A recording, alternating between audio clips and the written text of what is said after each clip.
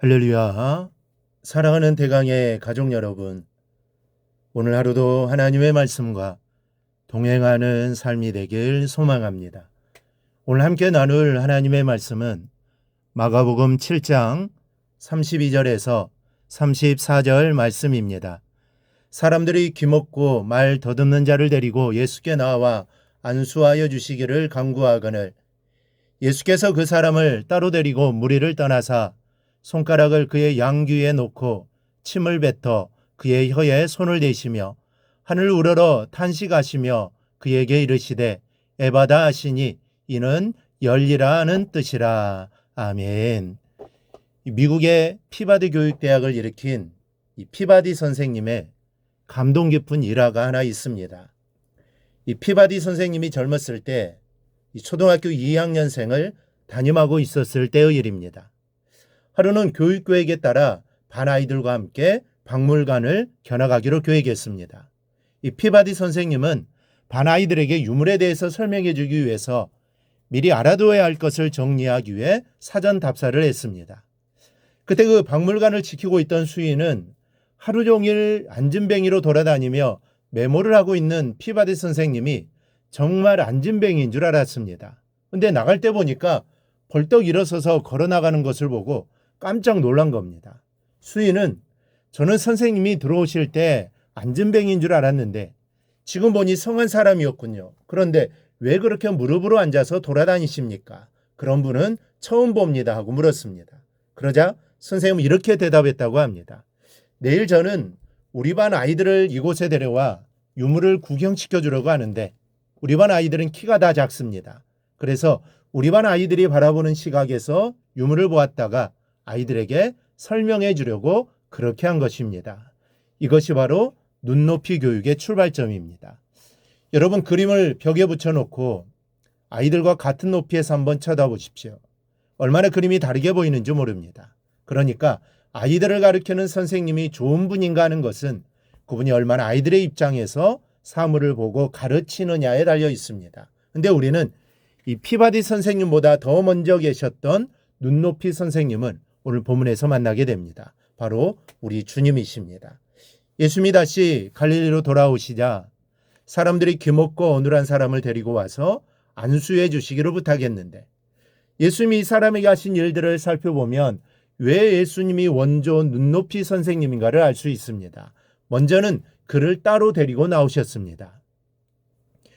청각장애인들은 항상 주변의 상황이 달라지면 많이 당황합니다. 시각장애인보다도 불안해합니다. 눈에는 목전에서 전개되는 상황이 다 보이는데 귀가 들리지 않으니 정확하게 파악이 되지 않습니다. 그래서 누군가가 자신을 향해 말을 걸어오려고 하면 어떻게 해야 좋을지 몰라 불안해합니다.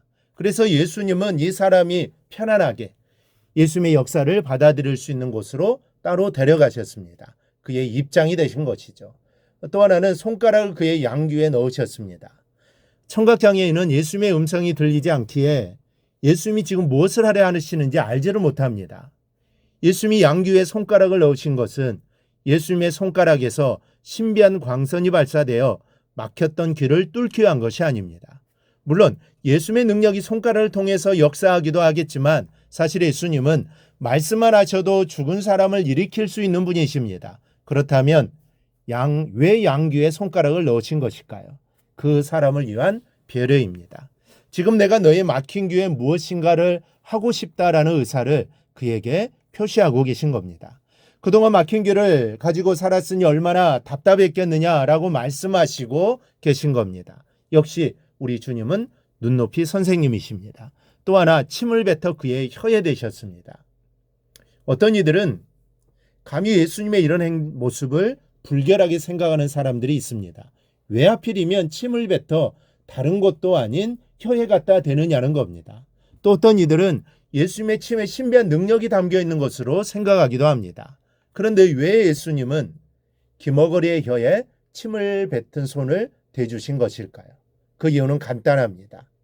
그 당시에 사람들이 침에 병을 고치는 능력이 있다라고 생각했기 때문입니다.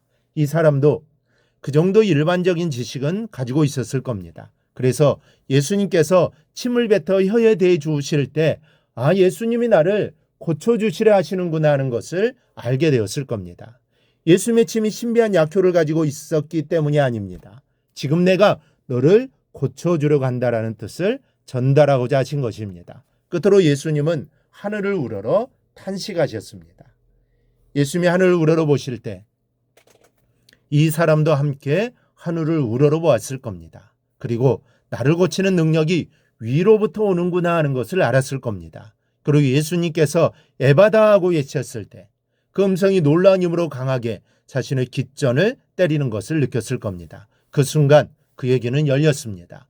예수님의 일거수일투족이 전부 다 이 사람을 위한 눈높이의 배려였던 겁니다. 여러분, 예수님의 생애 전체가 우리를 위한 눈높이였습니다. 히브리서 4장 15절은 눈높이 주님의 모습을 이렇게 설명합니다. 우리에게 있는 대제사장은 우리의 연약함을 동정하지 못하실 리가 아니요 모든 일에 우리와 똑같이 시험을 받으시니로되 죄는 없으시니라. 주님 우리와 같이 되셨습니다. 우리와 눈높이를 맞추신 겁니다. 하늘의 영광을 버리시고 보좌를 버리시고 이 땅에 오셨습니다. 전능하신 창조주 하나님이 피조물인 우리 인간과 같이 되셨습니다. 이보다 더 큰 눈높이 교육이 어디 있겠습니까? 그리고 이 땅에 오셔서 우리를 구원하셨습니다.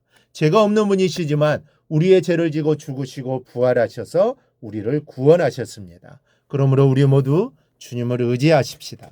주님 우리를 위해 모든 것을 주신 분입니다. 그리고 예수님처럼 남을 위한 눈높이 신앙을 소유하기를 축복합니다. 오늘 묵상한 말씀을 굳게 잡고 삶으로 실천하며 살아내는 대강의 모든 성도들이 되기를 축복합니다.